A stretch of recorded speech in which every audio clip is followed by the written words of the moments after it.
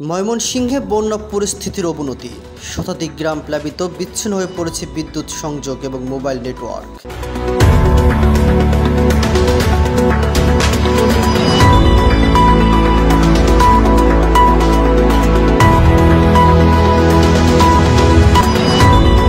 অতিবৃষ্টি ও পাহাড়ি ঢলে ময়মনসিংহের হালুয়াঘাট, ধুবাউড়া ও ফুলপুর উপজেলা বন্যা পরিস্থিতি অবনতি দেখা দিয়েছে। এতে জেলার 3 উপজেলার 21 ইউনিয়নে শতাধিক গ্রাম প্লাবিত, বিচ্ছিন্ন হয়ে পড়েছে বিদ্যুৎ সংযোগ এবং মোবাইল নেটওয়ার্ক। গতকাল বিকেলে জেলা ত্রাণ ও দুর্যোগ পুনর্বাসন কর্মকর্তা মোহাম্মদ সানোয়ার হোসেন এসব তথ্য নিশ্চিত করেছেন। তিনি জানান, হালুয়াঘাটের পানিবন্দী এলাকার প্রাথমিক ও মাধ্যমিক বিদ্যালয়গুলোকে আশ্রয় কেন্দ্র হিসেবে ঘোষণা করা হয়েছে। এসব কেন্দ্রগুলোতে বর্তমানে নারী ও শিশুসহ 150 সহস্রাধিক মানুষ আশ্রয় নিয়েছে। এতে দুর্গতদের জন্য 3 উপজেলা 30 মেট্রিক টন খাদ্য সহায়তা দেওয়া হয়েছে। ইতিমধ্যে দুর্গতদের মধ্যে ত্রাণ বিতরণ কার্যক্রম চলছে। এছাড়াও রান্না করা খাবারও দেওয়া হচ্ছে দুর্গতদের।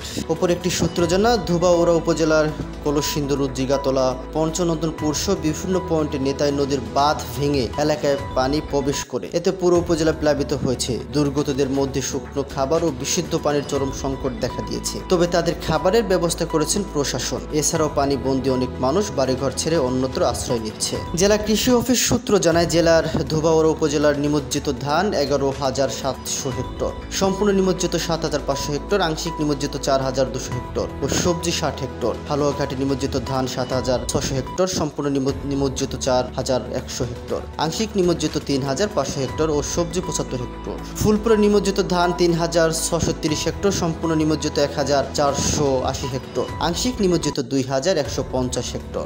স্থানীয় আবুল কাশিম বলেন, এমন বন্যা আগে কখনো দেখি নাই। 1988 সালের বন্যা দেখেছি, এমন পানি ছিল না। বাড়ি ঘরে পানি উঠেছে, গরু ছাগল নিয়ে বিপদে আছি। গরু পানির মধ্যে বাধা, আমরা খুব সমস্যায় আছি, চলাফেরা খুব সমস্যা, রাস্তায় বুক পানি। ফসলে অনেক ক্ষয়ক্ষতি হয়েছে। আমন ধান পানির নিচে, এবার আমন ধান পাবো এমন আশা করা যায় না। অনেক শাকসবজি জমি তলিয়ে গেছে। এদিকে জেলা মৎস্য কর্মকর্তা মোহাম্মদ নাজিম উদ্দিন বলেন, অতিবৃষ্টি পাহাড়ি ঢলে 7,080 জন মৎস্য চাষী ক্ষতিগ্রস্ত হয়েছে। অবকাঠামোর ক্ষতি হয়েছে 217 লাখ, ভেসে গেছে 5,624 লাখ টাকার মাছ, রেণুপোনায় ফেসে গেছে 149 লাখ টাকার। মৎস্য খাতে মোট 5,988 লাখ টাকার ক্ষতি